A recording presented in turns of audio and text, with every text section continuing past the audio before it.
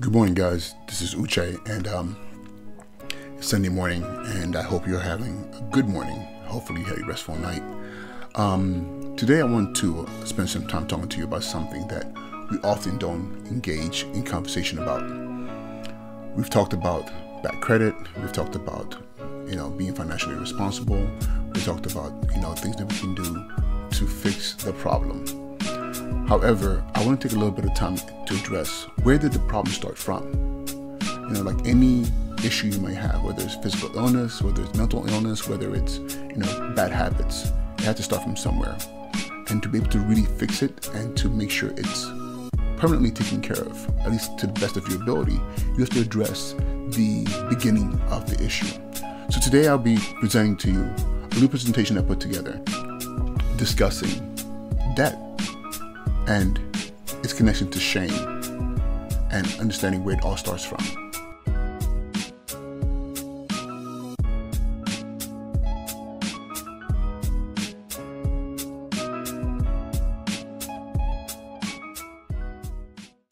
Bankrupt to the American Express Platinum. So this is going to be a series of lessons that I've learned over the course of my journey to correcting my credit. So this title here is very unique in the sense that it speaks directly to my journey. When I was 26 years old, I had to file for bankruptcy. And you would think at 26 years old, and I was fresh out of college, and I had made so many mistakes from the moment I left high school to that point where I had to make a decision to get the debt collectors off my back. So I filed for bankruptcy, hoping that I would have a fresh start, but that's not what happened. As a matter of fact, I found myself in an even deeper hole over the next couple of years after bankruptcy. I was able to find my way out, as you all know, over the past 2 years. As a result, today I've gone from being bankrupt to being an American Express Platinum card holder. And I know some people might say, okay, that's not a big deal. It's a very common card. But if you really think about it, it's not as common as you think. Millions of people have it, but we live in a country of hundreds of millions of people who are suffering financially. And for me, this card has been the measuring stick of how far I've come. So bear with me, and I hope this presentation affords you some ideas and thoughts that you can use to push your journey towards being financially independent. So lesson 1, debt and shame. So real quick, what would you be more embarrassed to post on Facebook? Your weight or your credit score? Think about that.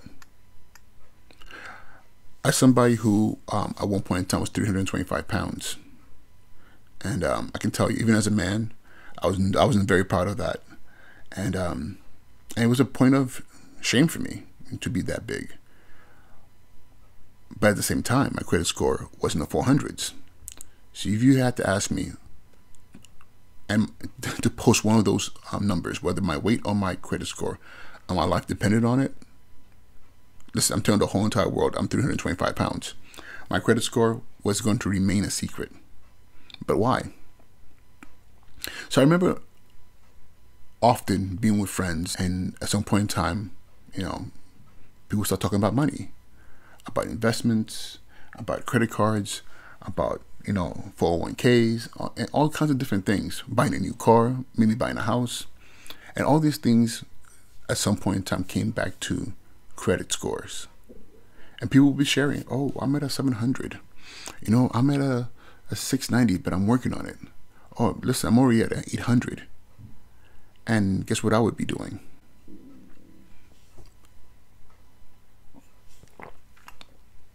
Silence. I would sit there quietly and mind my business because I didn't feel up to par. I didn't feel like a man. I didn't feel like an adult because people were having adult conversation and I wasn't part of it. And I was ashamed. I was deeply ashamed of it. But you would think that shame would have driven me to work harder to fix the problem. And to a certain extent it did, mind you. I went through the daunting task of filing for bankruptcy. And guys, understand this. It's not as easy as walking and saying, okay, I want all my debts forgiven. It's not like that. To go through bankruptcy requires a lot of work. But you're calling people that you owe. You're literally exposing your whole financial history. You're preparing to go into court in front of a judge and speak to why you can't pay your bills. And there's monies involved in this process. There's time and energy involved in this process. And so yeah, for me, the shame had put me to a place where I was like, okay, you know what? I'm going to file for bankruptcy and I'm going to get another chance. But the problem was, after I filed for bankruptcy, and all of a sudden the phone call stopped, and all of a sudden I got my first credit card. I remember it was a first Premier card I received for $800. I told myself, you know what? I'm on the right path. But filing for bankruptcy, all that did was end one chapter and open a whole new chapter with the same habits and the same behaviors that I had prior to. And as a result, I found myself back in the same position, because now I was still ashamed. And when people would talk about money, I definitely was not talking about my bankruptcy. I didn't want anyone to know that I had a low credit score or had filed for bankruptcy. It was all a secret. So what I would do now was I would do everything possible to make sure I looked the part. I had the fly clothes, I had a nice car, to go with a great job, to make sure that people knew that I was financially good, even though I wasn't.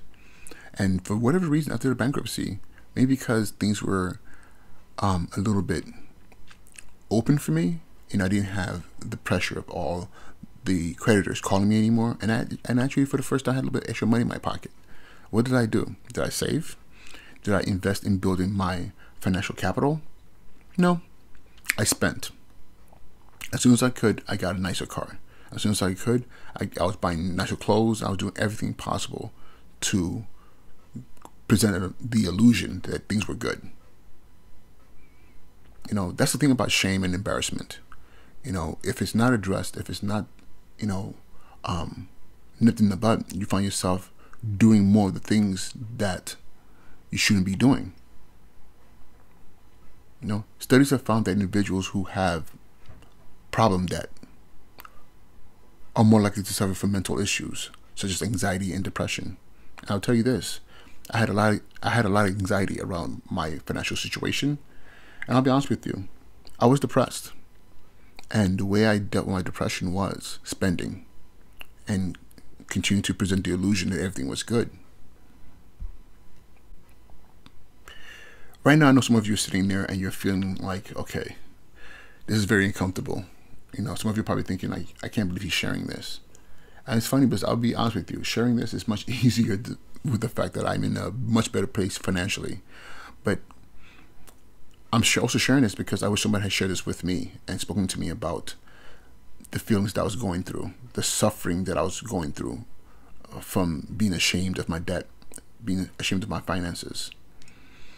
But honestly, there's no better time than now to conquer that shame and start to cultivate a healthy relationship with money. Because at the end of it, it's what this is. We might be seeing credit cards, finances, but it comes down to how we see money in connection to ourselves. So, repeat with me. It is time to overcome debt shame and take financial control. One more time. It is time to overcome debt shame and take financial control. So this is going to be really quick. I want to touch on 6 things. This is the objectives of this lesson. I want you to understand why we feel shame about debt. Number 2, I want you to understand the difference between character and behavior. Number 3, I want you to learn the importance about educating yourself. Number 4, I want you to stop spending. Number 5, I want you to make a payoff plan. I know it says playoff plan, and that's clearly a typo, but I'm going to leave it there because this is like a sport. This whole notion of conquering, defeating, winning, it's like a sport. So just pretend like we are in the finals of your life right now, and you have no choice but to win. So what's going to be your playoff plan? When teams make it to the playoff, they're not playing the way they were playing before it came to postseason. They're now strategizing and putting things in place in a different way to conquer the other team. Because in the regular season, you don't know who you've seen in championships. But now you're in the championship. Now it is the playoffs. What's going to be your plan? And lastly, talk to someone. Understand why you feel shame. Guys, I'm going to make this very simple. For me, shame around money, around debt, started when I was a kid. My parents always fought about money. There was never enough. There was never ever enough. And in reality, even when there was enough, there was an argument about how it was going to be spent, who was going to be in control of it. I remember growing up, answering those phone calls. Can I please speak to Mr. So-and-so? And I would be like, he's not here right now. Can I take a message? Knowing it was a debt collector. Please let him know that Mr. So-and-so from AT&T, please let him know that Miss So-and-so from whatever bank. That sense of anxiety that it created in the household was palatable. And I took it with me. So as I found myself not only unable to manage my finances, but when I found myself being now the one that they were calling for, that shame was like solidified. The fear around money was solidified. But I had to at some point in time recognize that as an adult now, that this is where it came from. Thinking about all the things that my parents did. And I love my parents. But I had to think about all the things they did to make sure that I stopped doing those things. Often we are experts in failure because we've seen it.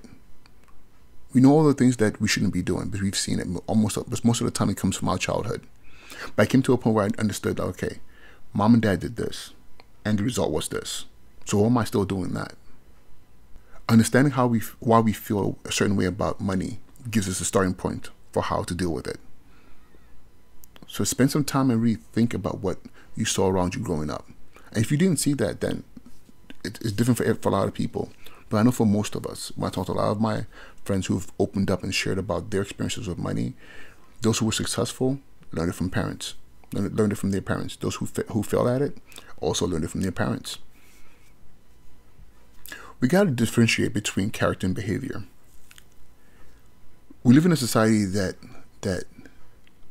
says that if you have bad credit, if you're poor, if you are overspending, if you're doing all these things, that something is wrong with you.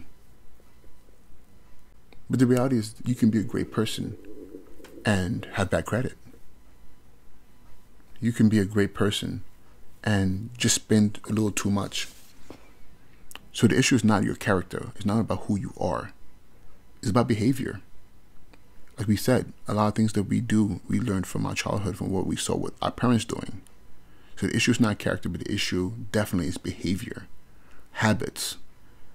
We have to start forming new habits. But first we have to recognize what the bad habits are. Just admitting that you might have a behavioral issue is the beginning. And it's going to allow you to be able to really get the help that you need. I know this sounds like an AA meeting, but the reality is those issues are real. And I'll tell you this, once I realized I spend money because it makes me feel good. Because when I feel bad, I connect back to being a child and not having. So when I spend, I feel good. But then when I recognized that and realized that what I was doing was getting myself that dopamine hit, I can't speak, but yeah, I would spend money and that dopamine hit, I'll feel great. Those new pair of shoes, that new watch, that new chain, that new car. But guess what though? Eventually it fades, and it fades pretty quickly. Then I'm looking for my next hit. And we have to form new habits. Educate yourself. It's incredible how what I've done in the past 2 years was all self-driven. Once I figured out that I needed once and for all to fix the problem, the natural thing to do for me was to call someone to help, to pay somebody else to do it for me. I remember I had called this one company, Lexington Financial. I think that's their name. and they do a good job. They fix your credit. They'll get all your information. They'll send letters out to the people, the creditors, and do all that stuff. And then you're paying them like $120, $130 a month. I won't lie. I did that for about 6 months, and nothing was changing, because what was happening is those things that they were doing for my credit report, I was sabotaging by doing things that they kind of erased what they were doing. It wasn't until I sat down and understood the systems, the procedures, the steps I had to take to fix the problem, and I had to actually put in sweat equity towards solving my own issues and my own problem that I created, that I started to gain a great foothold. Okay? Think about it this way. A lot of times people would treat things that's maintained by other people worse than if it's maintained by them. Have you ever been in this place where people are throwing trash on the ground because they know that somebody's going to come behind them and pick it up? And that was me. I was throwing trash on the ground because I knew that this company would come and fix it for me. But the reality is I was paying them. So I was literally hurting myself and giving them money at the same time. So once I sat down, I told myself, okay, you know what? I'm going to learn this stuff. I'm going to figure out what the correlation is between my poor spending habits and my not having financial literacy is. I'm going to actually invest time into reading and researching and watching videos and figuring out what is this company doing that I can't do for myself.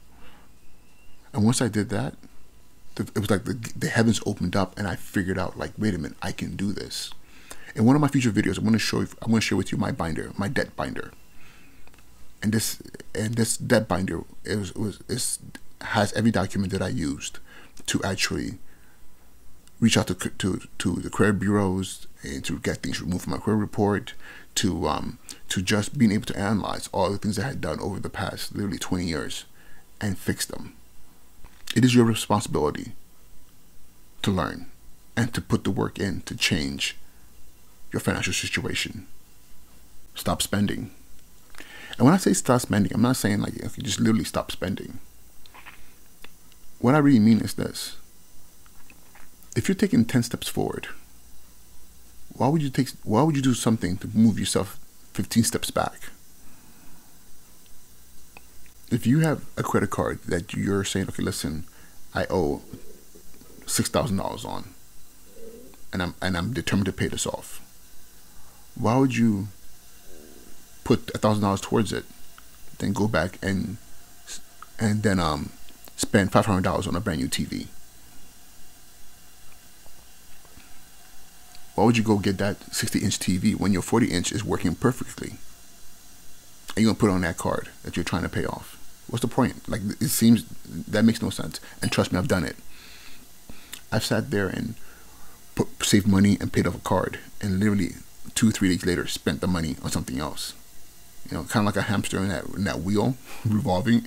You're putting work into it, but you're going nowhere. There is no way to get out of debt by incurring new debt. If you can't stop unnecessary spending, then you got to get rid of those cards. I'm not an advocate for cutting cards up, because as you will learn in future videos, your credit cards are a powerful tool. Some of you have heard this.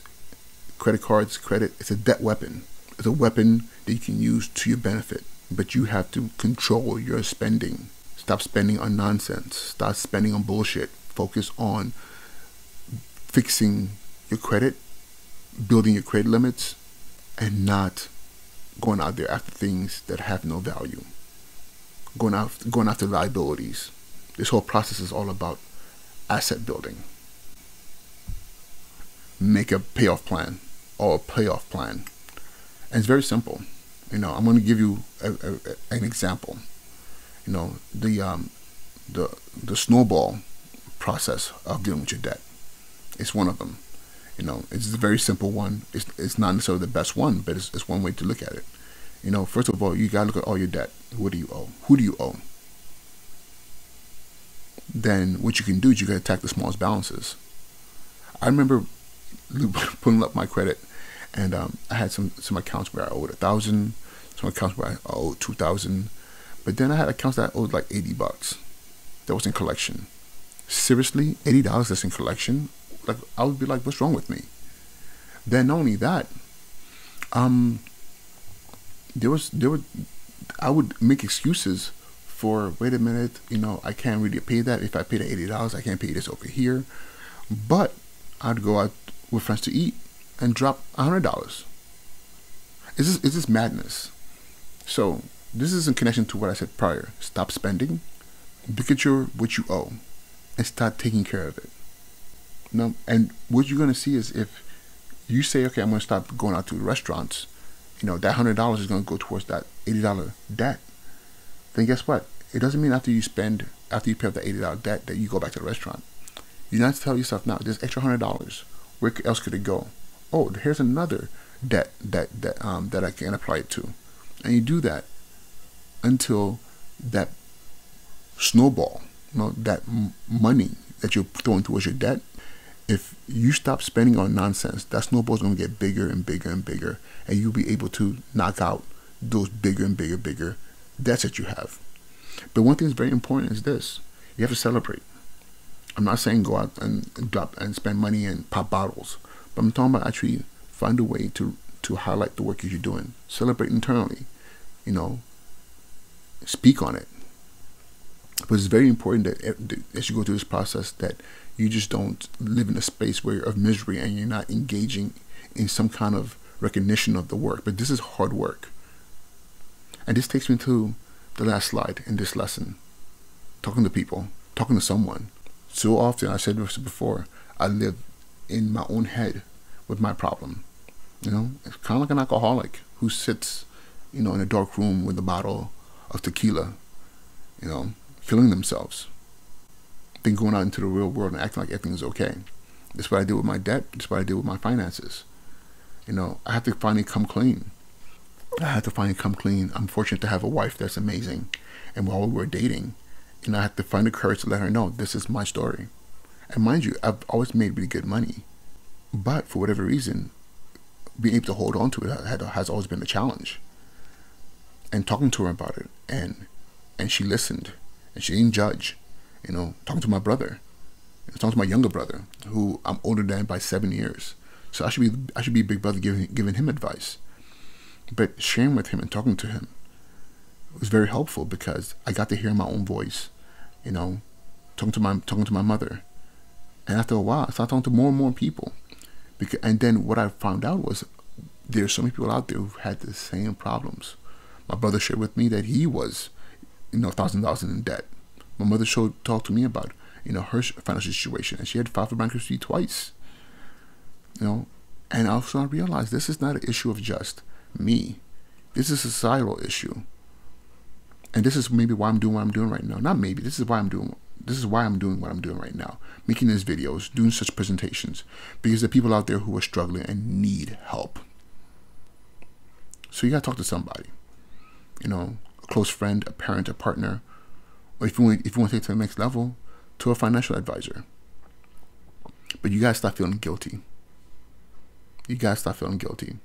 Because that guilt and shame is what's stopping us from making the change, from enacting the steps that we need to take to make things better. So that's pretty much it for this lesson. Do you have any questions? If you don't, I have a question for you. So tell me, when did it all start for you? What is that one memory that you have that's just ingrained in your head that says, I remember when this happened and how it made me feel? And I've always been afraid of that, or it's always made me nervous. I always have anxiety around it, especially now as an adult, that I'm facing the same exact thing.